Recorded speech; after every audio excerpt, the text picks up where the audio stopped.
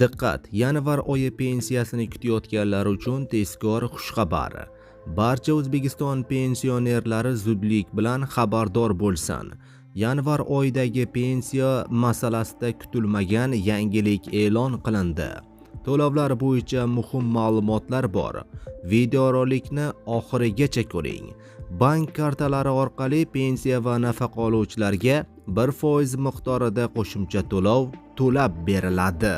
Assalomu alaykum, hurmatli tomoshabinlar. Tezkor yangiliklardan birinchilardan bo'lib xabardor bo'lishni istasangiz, videorolik ostiga like tugmachasini bosib qo'yishni unutmang. Like bosgan insonning qo'llari Ka'batullohning devorlarini ushlasin.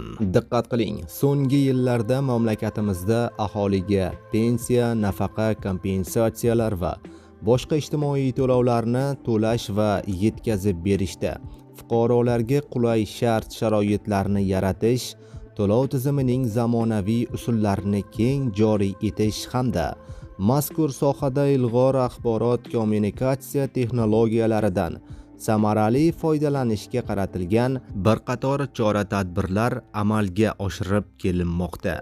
Jumladan, ushbu tizimdagi tub o'zgarishlardan biri 2021-yil 1-iyuldan boshlab pensiya tayinlashda shaxsning ish haqqi va mehnat staji to'g'risidagi ma'lumotlarning elektron bazasi yuritilmagan davri uchun 2005-yildan avvalgi yillardagi ish staji shaxsning mehnat daftarchasidagi mavjud yozuvlar asosida tasdiqlanishi, pensiya va nafaqalarni fuqarolarning xohishiga qarab doimiy yashash yoki vaqtincha turgan joyi bo'yicha to'lab berish tizimi o'rnatilgan edi.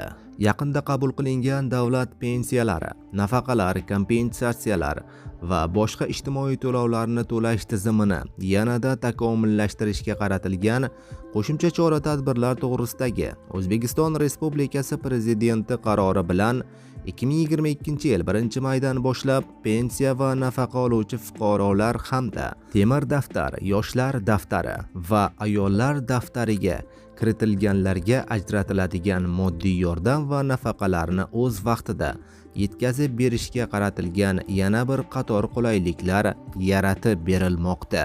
Endilikda jamg'armalar mablag'lari hisobidan ko'rsatiladigan moddiy yordamlar mehnat organlari tomonidan to'lanadigan ishsizlik nafaqasi va stipendiyalar hamda jazoni o'tab ozodlikka chiqqan fuqarolarga to'lanadigan moddiy yordam pullari har oyning 5-sanasiga qadar moliyalashtiriladi hamda pensiya va nafaqalar bilan bir vaqtda Xalq bankining sayyor kassalari tomonidan mahallalar kesimida yetkazib beriladi.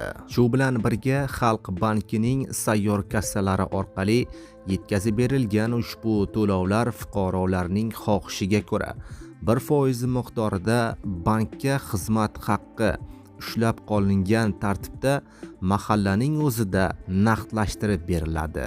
Shu o'rinda aniqlik kiritib o'tish joizki, ushbu bank xizmatlari uchun ushlab qolingan 1%lik to'lov bank kartalari orqali nafaqa oluvchilarga har oylik pensiya va nafaqa pulining 1% miqdorida qo'shimcha to'lov sifatida to'lab beriladi.